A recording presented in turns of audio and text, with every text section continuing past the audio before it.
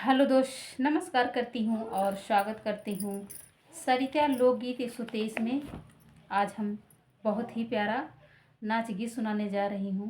आप लोग सुनिएगा और कमेंट करके बताइएगा ये गीत कैसे लगा, और अपने दोस्तों के साथ शेयर भी करिएगा। और ये गीत राधा लोकगीत 2026 में ही जाएगा। आप लोग ज़रूर सपोर्ट करिएगा, ठीक है? सपोर्ट करिएगा ज़रूर। बता दे रहे हैं, ज़बरदस्ती। ठीक है, लीजिए, आनंद लीजिए। तोहरे करन मोरा नैहर गए छूट सासू जी के पूत। तोहरे करन मोरा नैहर गए छूट सासू जी के पूत, सासू जी के पूत। तोहरे करन मोरा नैहर गए छूट सासू जी के पूत, सासू जी के पूत। तब तो कहा हमारे महला दुई महला, तब तो कहा हमारे महला दुई महला। तोहरे तो नाही झोपड़ियों के भूत, सासू जी के पूत। तोहरे तो नाही झोपड़ियों के भूत, सासू जी के पूत। तोहरे कारण मोरा नैहर गए छूट सासू जी के पूत, सासू जी के पूत।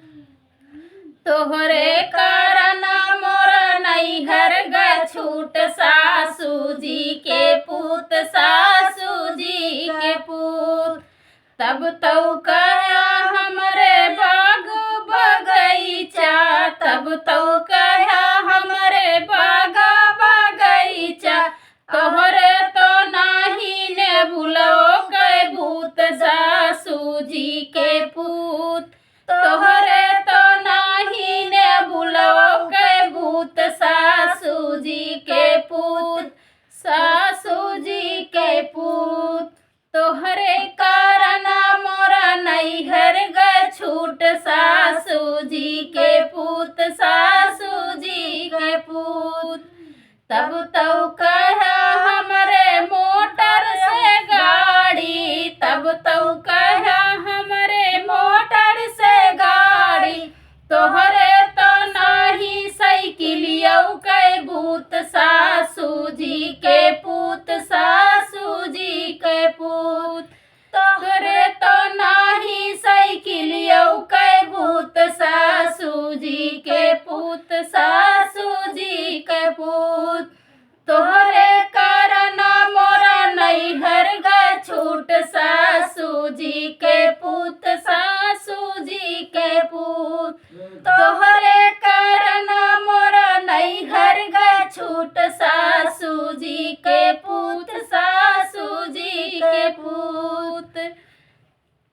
तब तो कहा हमरे, तब तो कहा हमरे खेता बारी, तब तो कहा हमरे खेता बारी। तोहरे तो नाही कोलैयों के भूत, सासू जी के पूत। तोहरे तो नाही कोलैयों के भूत, सासू जी के पूत, सासू जी के पूत। तोहरे कारण मोरा नैहर गए छूट सासू जी के पूत, सासू जी के पूत। तोहरे कारण मोरा नैहर गए छूट सासू जी के पूत, सासू जी के पूत। कैसे लागी गीत जरूर बताइए कमेंट करके।